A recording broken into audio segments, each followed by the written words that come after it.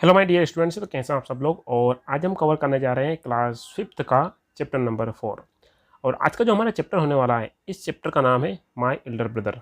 शुरुआत करने से पहले मैं बताना चाहूँगा कि इस वीडियो के माध्यम से, इस क्लास के माध्यम से जितने भी डिफ़िकल्ट वर्ड्स होने वाले हैं उनकी चर्चा हम क्लास के बीच में तो करेंगे, लेकिन इसके साथ साथ उनको हम पूरे एक्सप्लेनेशन के साथ लास्ट में समझेंगे और उनको एग्जाम्पल के थ्रू भी समझने की कोशिश करेंगे कि इसका सही तरीके से उपयोग किस तरीके से किया जाता है और इनकी फॉर्म भी कौन कौन सी होती है। लाइक ये अपने आप में एडजेक्टिव है, वर्ब है, एडवर्ब है, प्रीपोजिशन है, किस टाइप से इस वर्ड का उपयोग किया गया है।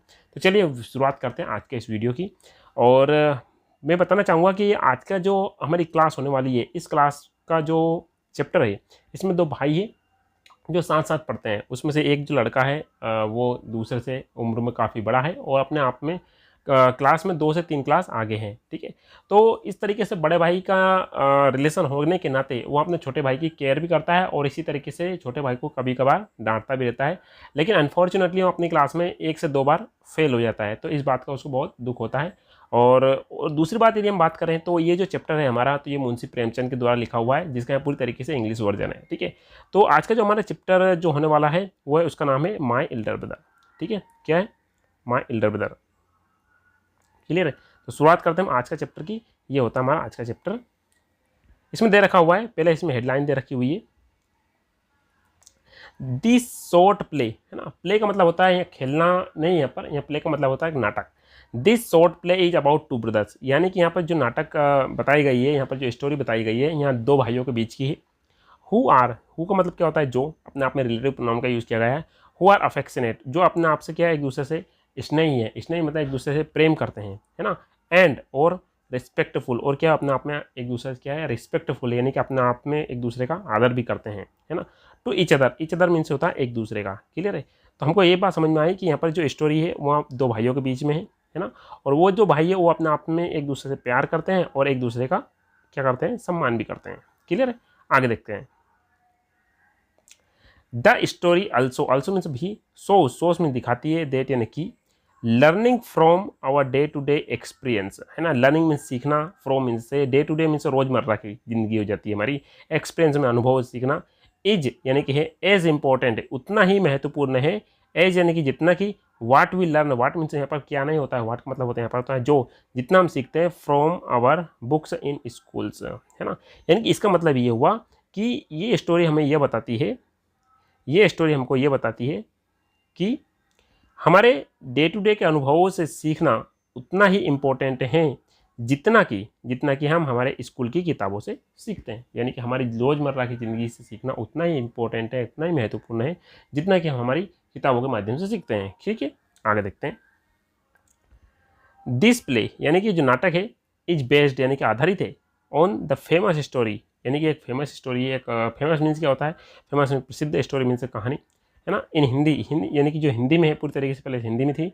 और उस स्टोरी का नाम क्या था? बड़े भाई साहब, यानी कि बड़े भाई साहब एक हिंदी में एक स्टोरी है और रिटन बाय मुंशी प्रेमचंद, जो मुंशी प्रेमचंद के द्वारा लिखी गई है। ठीक है, तो इसका मतलब क्या हुआ कि यहाँ पर जो स्टोरी है या पूरी तरीके से एक हिंदी एक पोइट्री है, यानी कि स्टोरी है, जिसका नाम क्या है? मेरे बड़े भाई साहब। वो लिखा गया किसके द्वारा? मुंशी प्रेमचंद के द्वारा लिखी गई है। यानी कि मुंशी प्रेमचंद के द्वारा लिखी गई हिंदी में एक स्टोरी है जिसका नाम क्या है? मेरे बड़े भाई साहब, जिसका पूरी तरीके से यहाँ इंग्लिश नाटक है, पूरी तरीके से प्ले है। ठीक है, चलिए, तो यहाँ से होती है हमारी जो स्टोरी शुरुआत। ए हॉस्टल रूम, यानी कि हॉस्टल का एक रूम होता है। 2 ब्रदर्स यानी 2 भाई, एज जिनकी उम्र कितनी है? 9 एंड 14 ईयर्स, यानी कि जिनकी उम्र 9 ईयर्स और 14 ईयर्स हैं। सिटिंग यानी कि बैठे हुए हैं, एट ए स्टडी टेबल, जो क्या है? एक स्टडी टेबल पर बैठे हुए हैं। यानी कि हॉस्टल का एक रूम है जिसमें 2 भाई है जिनकी उम्र 9 ईयर्स हैं और 14 ईयर्स है, यानी कि 14 ईयर्स हैं, और वो क्या कर रहे हैं? एक स्टडी टेबल पर बैठे हुए हैं। ठीक है, द एल्डर ब्रदर, है ना, यानी कि जो बड़ा भाई होता है ना, उससे क्या होता है? भैया, है ना, भैया is reading a book. Reading means क्या होता है? पढ़ना, एक बुक पढ़ रहे हैं। ठीक है, यानी कि जो बड़े भाई है उनमें से जो बड़ा भाई है ना, वो जिसको छोटा भाई क्या बोलता है? भैया बोलता है। वो क्या कर रहा है? एक बुक पढ़ रहे हैं। एंड द यंगर, और जो यंगर है यानी कि छोटा वाला है, वो क्या कर रहा है? जिसका नाम क्या है? मुन्ना, इज ड्राविंग मीन्स होता है पिक्चर बनाना। ड्राविंग का मतलब खींचना भी होता है ना। ड्राइंग पिक्चर्स, यानी कि जो छोटा भाई है वो क्या कर रहा है? पिक्चर बना रहा है। और बर्ड्स यानी पक्षियों की, एंड एनिमल्स यानी कि जानवरों की। तो हमको इस कहानी के माध्यम से जो लाइन है, इसका मतलब हमको ये समझ में आया कि एक हॉस्टल रूम है जिसमें 2 भाई रहते हैं और वो एक स्टडी टेबल पर पढ़ाई कर रहे हैं और उसमें एक बड़ा भैया है जो क्या कर रहे हैं, जो बड़ा भैया है वो बुक पढ़ रहे हैं और छोटा वाला जो है वो क्या कर रहे हैं, जो छोटा वाला है वो बर्ड्स की और एनिमल्स की यानी जानवरों की पिक्चर बना रहा है। ठीक है, क्लियर है? आगे देखते हैं। अब छोटा भाई बड़े भाई से बोलता है भैया व्हाट आर यू डूइंग, है ना। तो बड़े भाई जो रहते हैं यानी कि आप बड़े भाई से पूछते हैं कि मुन्ना बोलता है, मुन्ना एक छोटा भाई है वो बोलता है कि भैया आप क्या कर रहे हो, है ना। कौन पूछता है? मुन्ना पूछता है। ठीक है, अब बड़ा भैया जवाब देते हैं भैया व्हाट आर यू डूइंग, यानी कि यहाँ पर थोड़ा सा कन्फ्यूजन क्रिएट हो रहा है। यानी कि यहाँ पर जो बात हो रही है वहाँ पर भैया पूछते हैं किससे? मुन्ना से पूछते हैं। भैया पूछते हैं मुन्ना से, क्या पूछते हैं मैं इसको फिर से रिपीट करना चाहूँगा, है ना। यानी कि भैया की पहले टर्न आ रही है यहाँ पर कि भैया जो होते हैं वह पूछते हैं what are you doing Munna, यानी कि जो बड़े भाई हैं वह छोटे भाई से पूछते हैं कि मुन्ना तुम क्या कर रहे हो। ठीक है, तो मुन्ना जवाब देता है आई एम ड्राइंग, है ना, मैं क्या कर रहा हूँ, मैं ड्राइंग कर रहा हूँ यानी कोई पिक्चर बना रहा हूँ। ठीक है, अब भैया बोलते हैं, क्या बोलते हैं भैया, when will you study and where were you in the morning, यानी कि तुम पढ़ाई कब करोगे, है ना। दूसरी बात where were you in the morning, यानी कि सुबह का टाइम, यानी कि आज सुबह के टाइम तुम कहाँ पर थे। वेयर मीन्स कहाँ, है ना, पास्ट सिंपल टेंस की बात हो रही है। ठीक है, अब मुन्ना की बारी आती है। तो मुन्ना जो होता है टर्निंग पेल, यानी कि उसका चेहरा पूरी तरीके से पीला पड़ जाता है, हो सकता है डर के मारे पीला पड़ गया हो, है ना। आई वॉज प्लेइंग, मैं क्या कर रहा था, मैं खेल रहा था। भैया यानी कि भैया से बोलता है। ठीक है, तो भैया बोलते हैं how can you sit with a book for hours together. ठीक है, तो मुन्ना बोलता है कि मैं खेल रहा था और इसके बाद में वो फिर से जवाब देता भैया हाउ कैन यू सिट, यानी कि तो आप कैसे बैठ सकते हैं विद ए बुक, यानी बुक के साथ में, for hours together, for hours together means होता है यानी कि घंटों घंटों, और टुगेदर मीन्स होता है एक साथ में। ठीक है, तो मुन्ना क्या जवाब देता है कि पहले तो क्या बोलता है, मैं खेल रहा था, पहले तो उसका चेहरा पीला पड़ जाता हो सकता है डर के मारे, लेकिन वो बात बनाते हुए क्या बोलता है कि मैं खेल रहा था, मैं खेल रहा था और मैं खेल रहा था। और वो एक सवाल वो खुद पूछ लेता है कि भैया आप घंटों घंटों बुक के साथ में कैसे बैठ जाते हैं। ठीक है, चलिए अब भैया बोलते हैं, भैया की बारी आती है ना। डेट्स, डेट्स यानी कि जो कि हम बोल सकते हैं क्योंकि, है ना। बिकॉज मीन्स क्योंकि, डेट्स मीन्स होता है यहाँ पर डेट्स वाई मीन्स एक मीनिंग जोड़ कर लिख सकते हैं। डेट्स यानी कि इसलिए, और बिकॉज मीन्स क्योंकि, है ना। या हम एक मीनिंग भी निकाल सकते हैं, डेट्स यानी कि जो, है ना।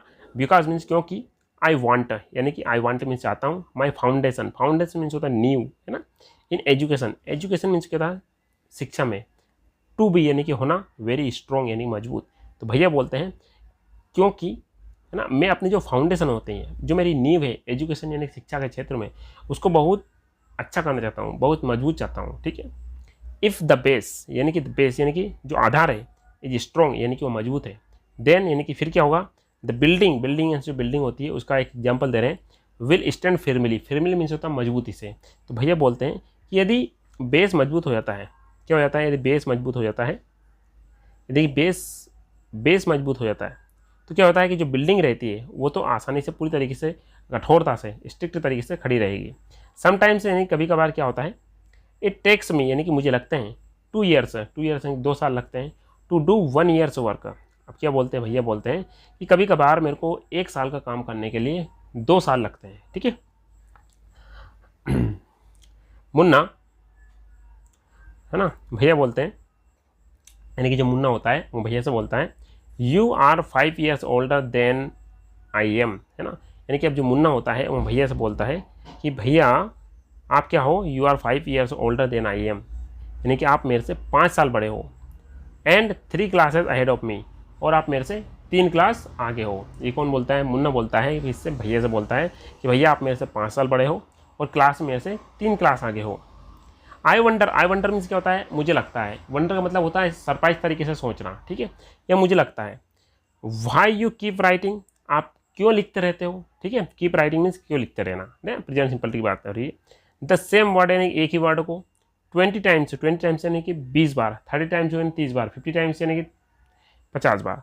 तो वह बोलता है कि मुझे लगता है ना, मुझे ऐसा लगता है कि वाई यू कीप राइटिंग, आप एक ही शब्द को क्यों लिखते रहते हो मोर देन 20 टाइम्स, यानी कि एक ही शब्द को आप 20 बार क्यों लिखते हो। वन सेंटेंस यानी कि एक सेंटेंस को मोर देन 20 टाइम्स, यानी कि एक जो सेंटेंस रहता है उसको आप 20 बार क्यों लिखते हो।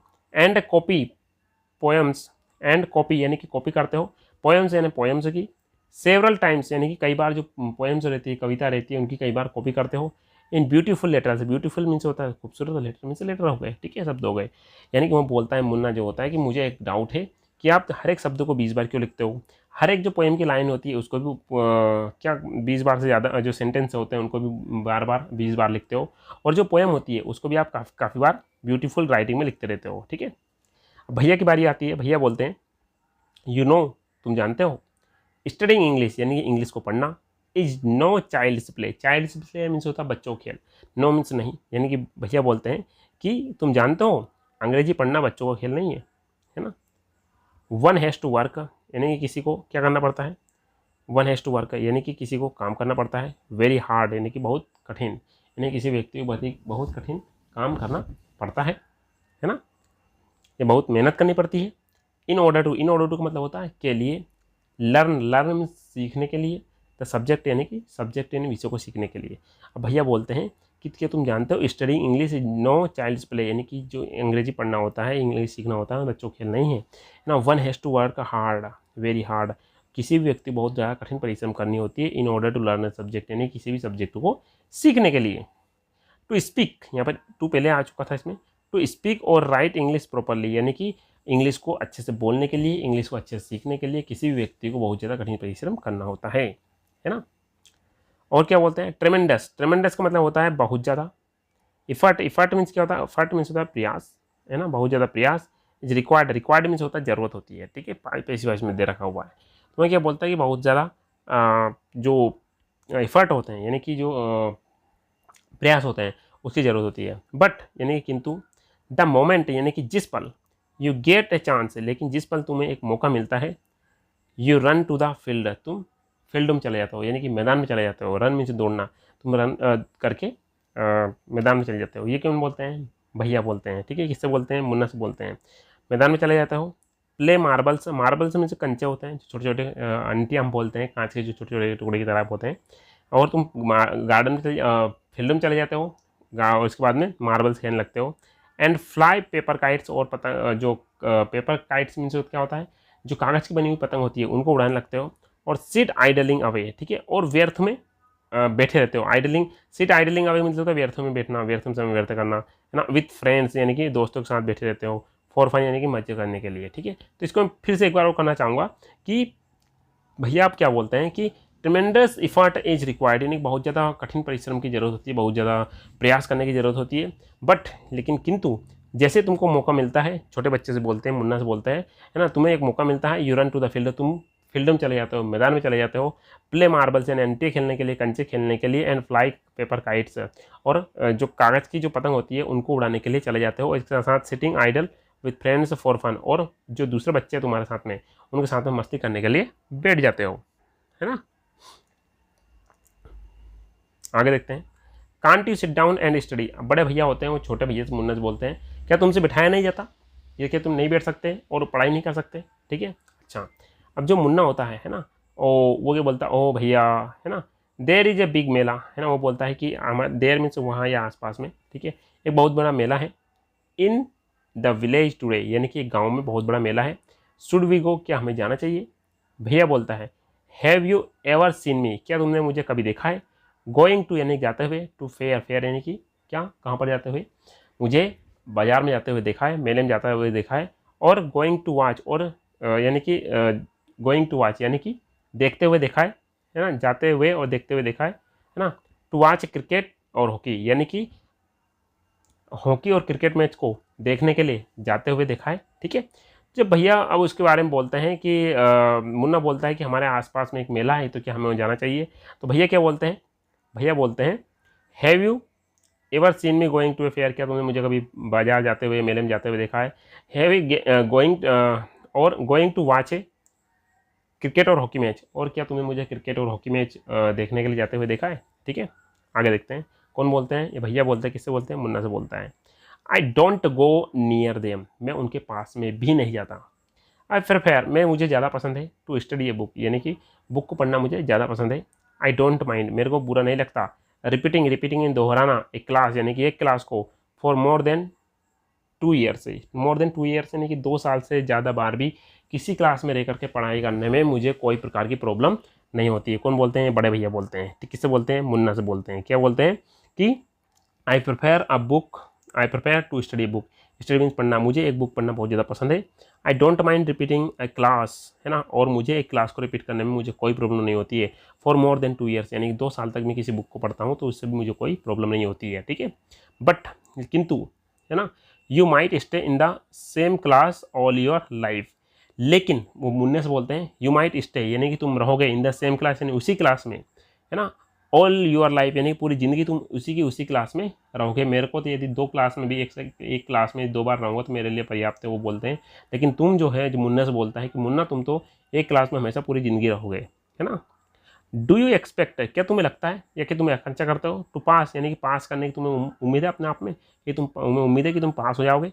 If you waste your time, यानी कि तुम अपना टाइम वेस्ट करते हो, प्लेइंग यानी खेलने में, ऑल द टाइम यानी कि पूरे समय, है ना। तो और क्या बोलते हैं, क्या तुम्हें लगता है कि if you waste your time play all the time, है ना, क्या तुम्हें लगता है कि तुम पास हो सकते हो, है ना, यदि तुम अपना पूरा समय खेलने में व्यर्थ गवा देते हो। ठीक है, यू आर सिंपली यानी कि तुम बहुत ही आसानी से वेस्टिंग यानी कि बर्बाद कर रहे हो, फादर्स यानी पिताजी की हार्ड अर्न मनी कठिन मेहनत से कमाई हुई जो पैसे रहते हैं, तुम उसको बिल्कुल बर्बाद कर रहे हो। ठीक है, Munna starts crying on being scolded, Munna जो होता है रोना शुरू कर देता है, बीइंग स्कोल्डेड यानी कि शिकायत, यानी कि डांटे जाने पर। ठीक है, एंड सॉफ्ट मीन्स होता है सुबकने की आवाज़ें, यानी कि जो अपन बच्चा रोता है इसके बाद में चुप हो जाता है, इसके बाद में जो आवाज़ निकालता है ना, वो ना खिसकता है इस टाइप से, तो उसको अपन सोबिंग बोलते हैं। ठीक है, तो इसका इतना कहने पर जो मुन्ना होता है वह क्या करने लग जाता है, वहाँ रोने लग जाता है। कब? जब उसको डांट पड़ती है, और सोबिंग करने लग जाता है। ठीक है, और उसके मुंह से आवाज़ निकलती है वाह वाह, बा बा, हु, इस टाइप से जो बच्चा होता है उसकी आवाज़ को यहाँ पर, है ना, नोट करके लिखा हुआ है इन्होंने। ठीक है, चलिए अब मुन्ना बोलता है, क्या बोलता है, भैया I feel like running away, मेरा मन करता है कि मैं यहाँ से भाग जाऊँ, एंड गोइंग बैक होम, और मैं कहाँ चला जाऊँ, और मैं घर चला जाऊँ। ठीक है, आगे देखते हैं। भैया बोलते हैं नो नो, है ना, नो नाउ, है ना, अब तुम क्या करो, अब ऐसा करो, है ना, stop crying means stop crying means रोना बंद करो। Put on a nice smile का मतलब होता है आप थोड़ी सी चेहरे पर एक छोटी सी स्माइल लेकर के आओ। लुक, और देखो, I will make a time table, मैं एक टाइम टेबल बना देता हूँ, समय सारणी बना देता हूँ, फॉर यू टू फॉलो, है ना, यानी तुम्हारे लिए एक समय सारणी बना देता हूँ, कब तुम्हें उठना है, कब तुम्हें सोना है, कब तुम्हें पढ़ाई करना है, ठीक है, कब तुम्हें खेलने जाना है, इस टाइप की मैं तुम्हें समय सारणी बना करके देता हूँ, ताकि उसको तुम फॉलो कर सको, फॉलो उसको यानी कि मान सको। गेट अप एट डॉन का मतलब होता है, गेट अप मीन्स उठना, एट डॉन मीन्स जब भोर का समय होता है ना, और उसको अपन क्या बोलते हैं, डॉन, है ना, जब ना तो अंधेरा होता है ना बहुत ज़्यादा प्रकाश होता है। इसी तरह से शाम की जो सिचुएशन होती है उसको अपन बोलते हैं डस्क। ठीक है, तो यानी कि मॉर्निंग टाइम पर या सुबह के टाइम पर जो ब्रह्म मुहूर्त होता है उसमें आपको उठना है ना। अब देखो मुन्ना बोलता है but when is the time to play, लेकिन खेलने का समय आपने बताया नहीं, खेलने का समय कब है। भैया बोलते हैं खेलना, व्हाट इज द नीड, है ना, मुन्ना। अब भैया बोलते हैं खेलना, यानी कि खेलने की क्या ज़रूरत है। ठीक है, मुन्ने से बोलते हैं। अब मुन्ना बोलता है oh I love the green fields, Munna बोलता है कि मुझे ग्रीन फील्ड यानी कि जो हरे भरे खेत हैं वो मुझे बहुत ज़्यादा पसंद है। द जेंटल ब्रीज यानी कि जो मुलायम हवा आती है, यानी कि जो बहुत ठंडी ठंडी हवा आती है, वो जो मुझे बहुत ज़्यादा पसंद है। आई वॉन्ट टू जंप, मैं कूदना चाहता हूँ, लाइक फुटबॉल, यानी कि मैं फुटबॉल की तरह कूदना चाहता हूँ।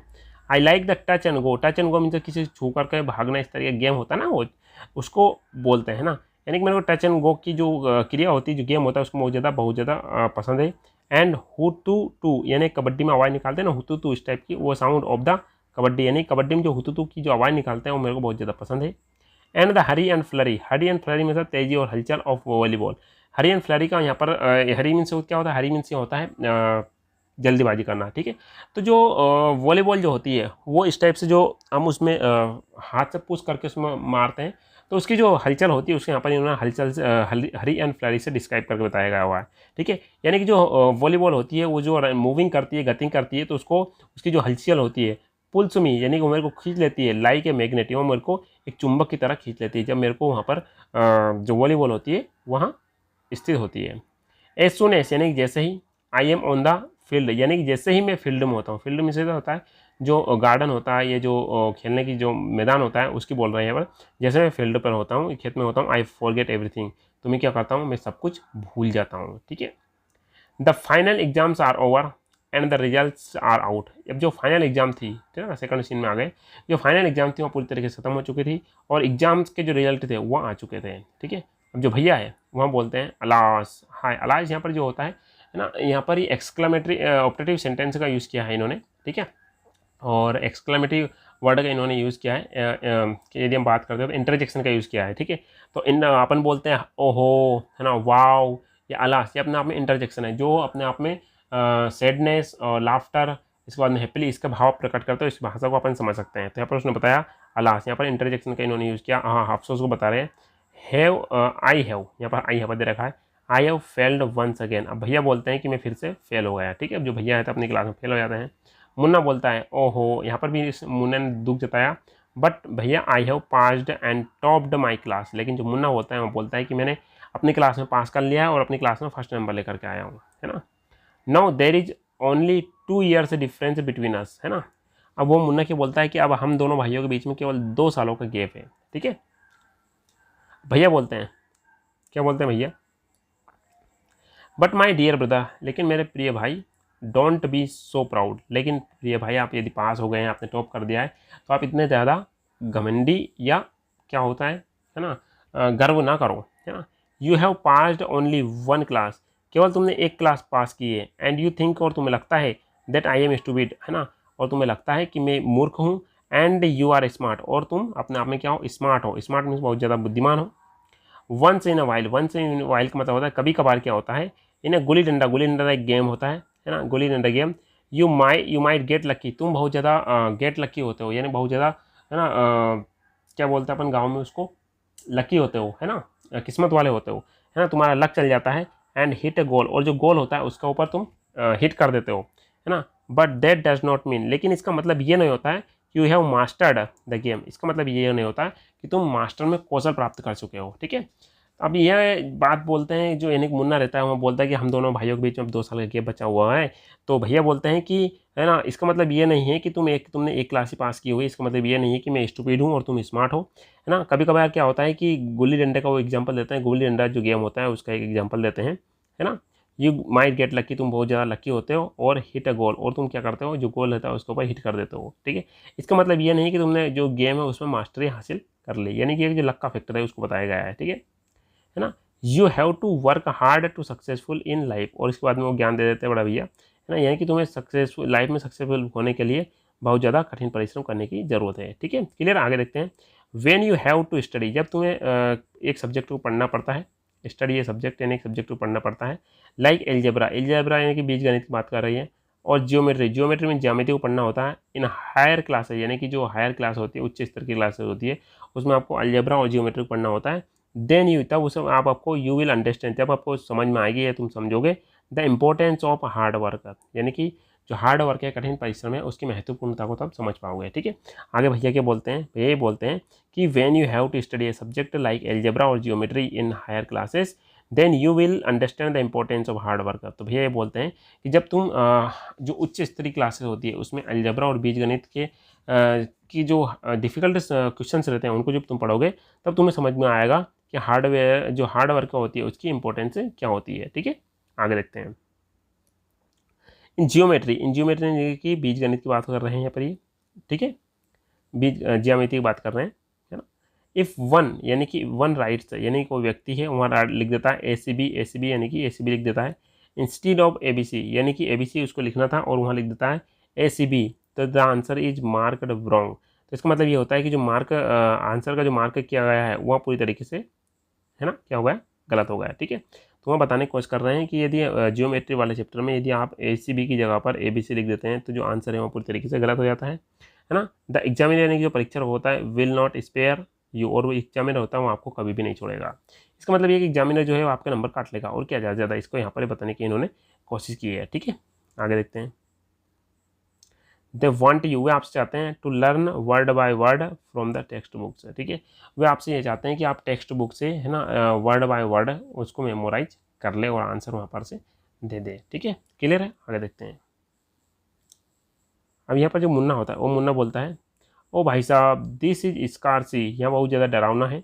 आई डोंट थिंक, मुझे नहीं लगता कि I wanted to go to the 9th class now, है है ना। मुझे नहीं लगता कि मैं अब 9th क्लास चला जाऊँगा, बट किंतु I will still complete my day's homework so that I get no punishment in the class. ठीक है, अब जो मुन्ना होता है वो ये बोलता है कि भाई साहब मेरे को नहीं लगता कि मैं 9th क्लास में जाऊँगा, लेकिन मेरे को ये भी लगता है ना, वो ये बोलता है लेकिन मेरे को ये भी लगता है, but I will still complete, लेकिन मैं जो अपना home still complete my day's homework, लेकिन मैं जो एक दिन में जो होमवर्क दिया जाता है उसको मैं कंप्लीट कर लूँगा, सो देट ताकि I get no punishment in the class, ताकि मुझे क्लास में किसी प्रकार की जो पिटाई होती है वह ना सहनी पड़े। ठीक है, आगे देखते हैं। अब भैया जो होते हैं वो बोलते हैं, just today we are asked to write a short essay on the topic of punctuality, यानी कि यदि क्या होगा यदि हमसे बोल दिया जाए कि तुमको जो पंक्चुअलिटी होती है ना, यानी कि समय का प्रबंध होता है, समय का पालन होता है, उसके ऊपर आपको एक शॉर्ट ऐसे यानी कि छोटा सा ऐसे लिखना है ना, इन 4 पेज यानी कि 4 पेज यानी कि 4 पेजों में आपको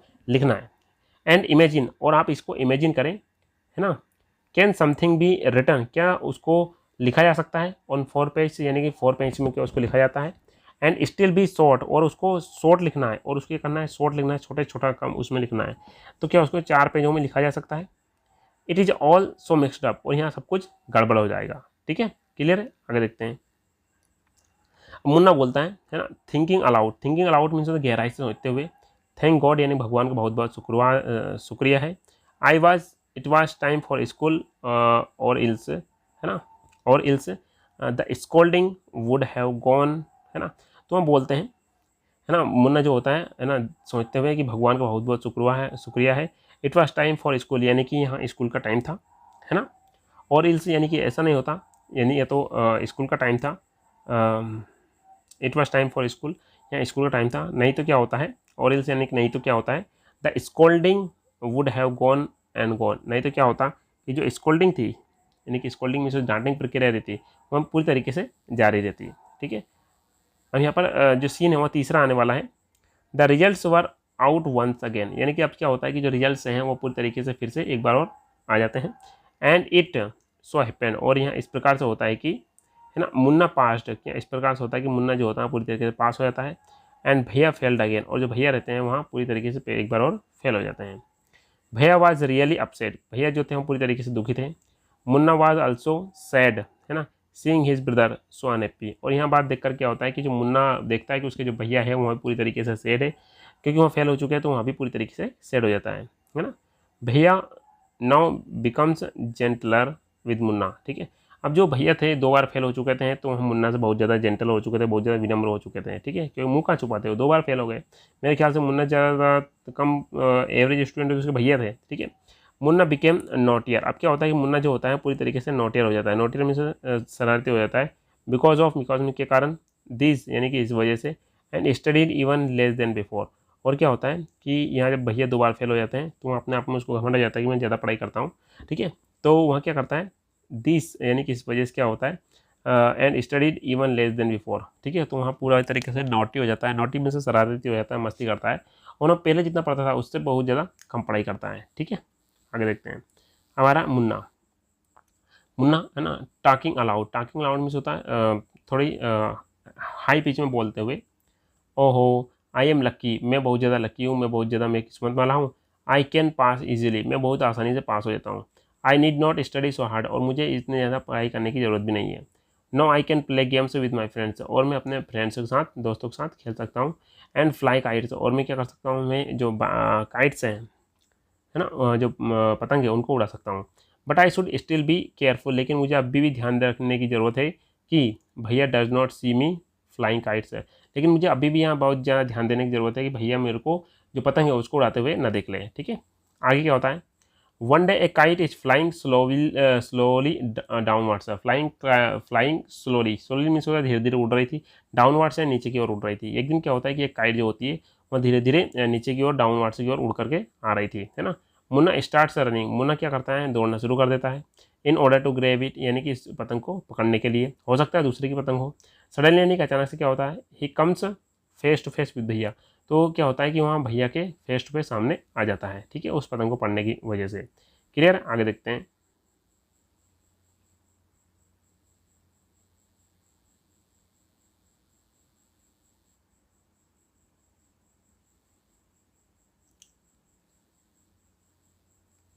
आगे देखते हैं।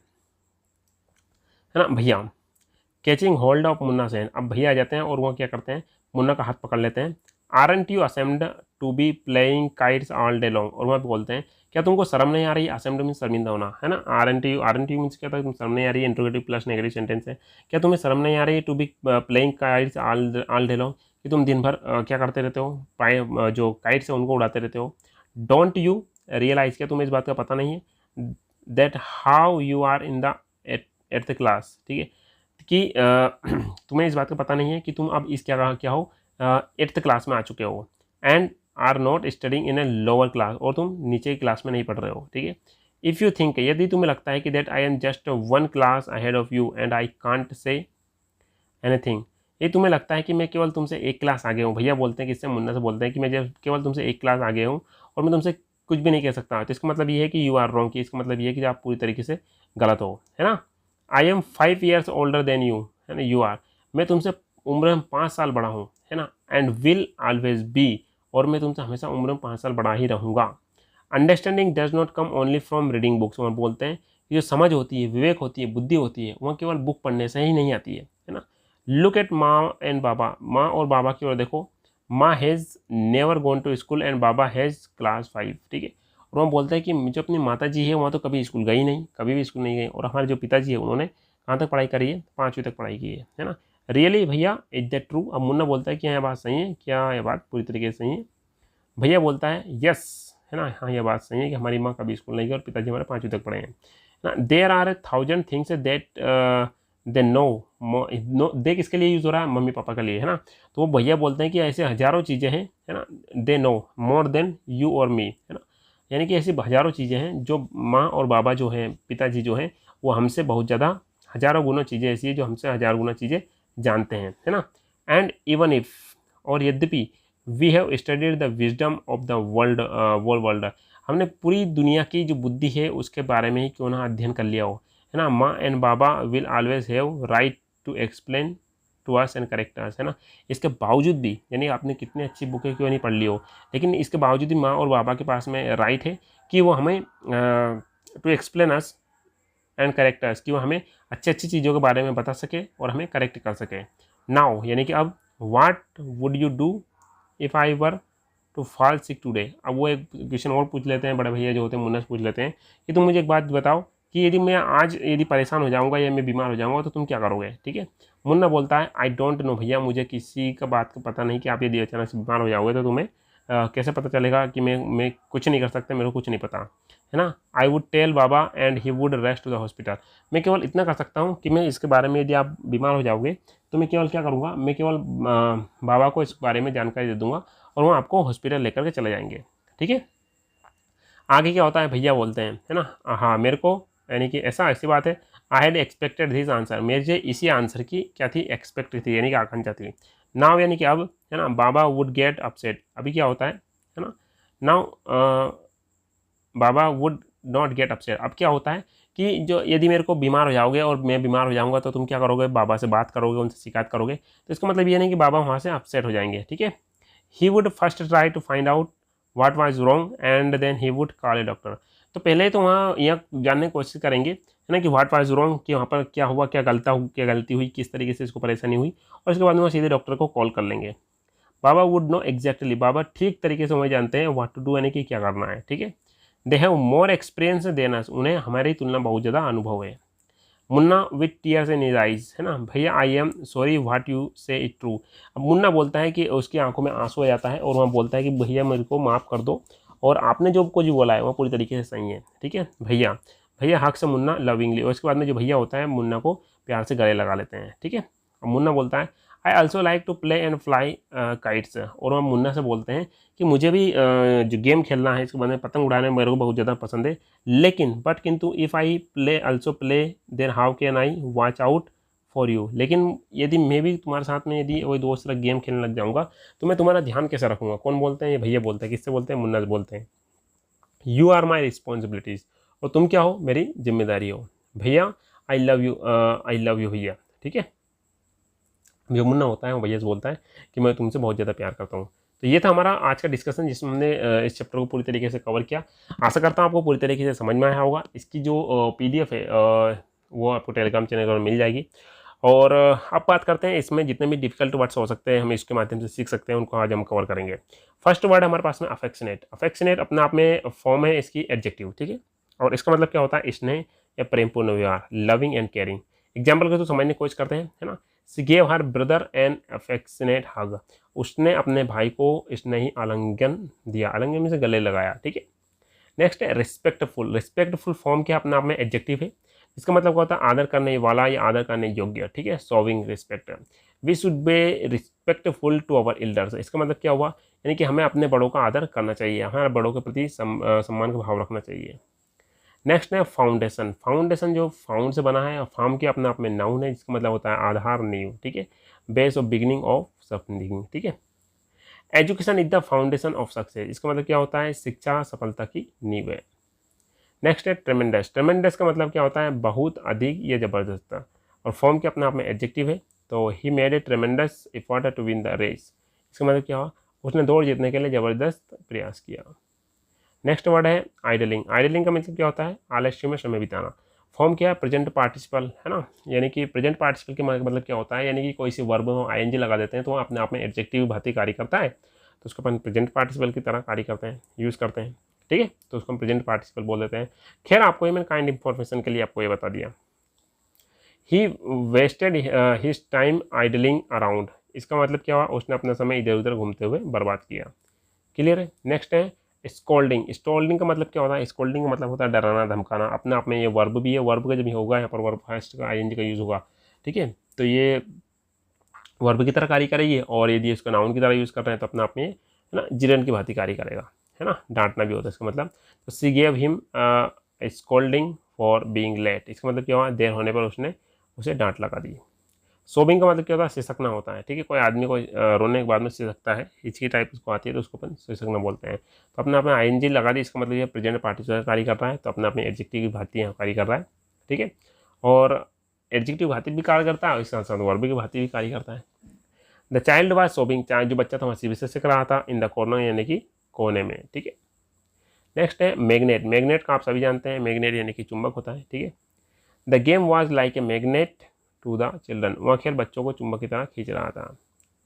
क्लियर। नेक्स्ट वर्ड है हमारे पास में अलास। अपना आप में क्या है, इंटरजेक्शन है, इसका मतलब क्या होता है, अफसोस जताने के लिए अपन अलास का यूज़ करते हैं। Alas we missed the train, यानी कि अफसोस की बात है कि हमने ट्रेन मिस कर दी। नेक्स्ट है टॉप्ड। टॉप्ड अपने आप में वर्ब भी है, टॉप्ड, और अपने आप में पास्ट पार्टिसिपल का भी यूज़ करते हैं यहाँ पर। ये तो इसका मतलब क्या होता है, शीर्ष स्थान पर प्राप्त किया, यानी कि सबसे जो ऊंचा स्थान होता है उसको अपन टॉप बोल सकते हैं ना। She topped the class in science, यानी कि उसने विज्ञान में कक्षा में पहला स्थान प्राप्त किया।